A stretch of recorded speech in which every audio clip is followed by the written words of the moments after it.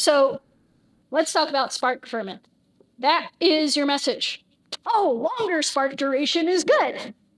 I mentioned those endless emails before, right? Let's just beat you over the head. Let's be loud.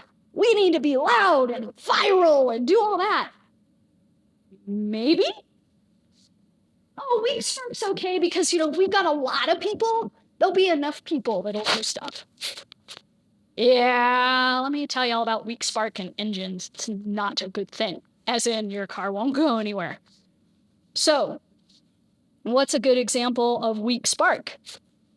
Tiffany's, a few years ago, decided they wanted to add a younger demographic to their stuff because they're like, our people are aging out. There is nothing wrong with that. That is great business. You realize your people are aging out. We need to do something about it. So they're like, okay, we need to focus on the young, hip people. What we need to do is get a consultant in here. And the consultant says, oh, you got to look like Abercrombie and Fitch and Balenciaga, and you've got to do all this stuff, and you've got to get the young, strung-out models.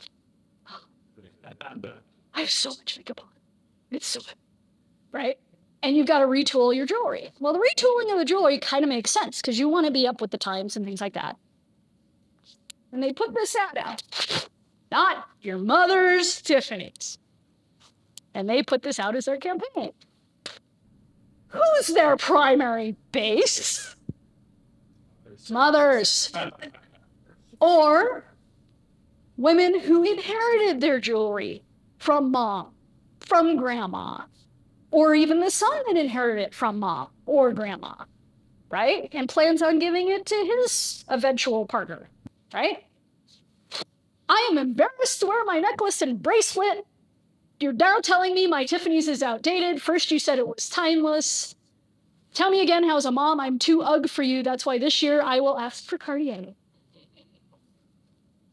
They took a giant dump on their primary people because they didn't stop to look at what makes Tiffany's Tiffany's.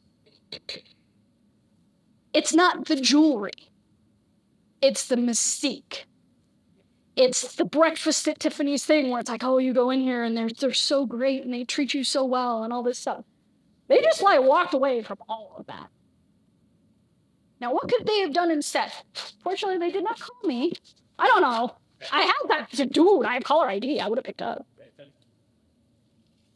I would have gone and looked at and interviewed a lot of their current customers and said, all right, when did you first get your Tiffany's? How did you get it? Was it handed down?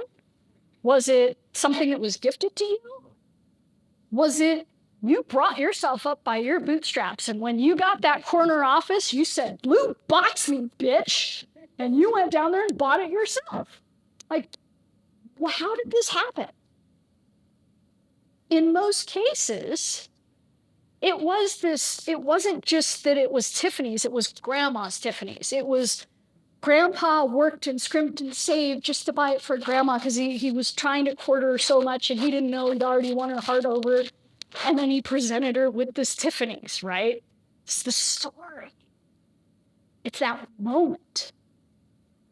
That is what Tiffany's is about. And you don't have to walk away from the younger generation with that. Instead, now you're talking to both your current clients and your future ones. What is that Tiffany moment? Is it when you get that corner office? Is it when your daughter or your son graduates from college? Is it when you get married, have your first kid? How do you want to celebrate that Tiffany's moment? That is how you integrate both the outcomes people are looking for, what the brand stands for, and put all of the things together to make the engine work. But again, they didn't talk to me.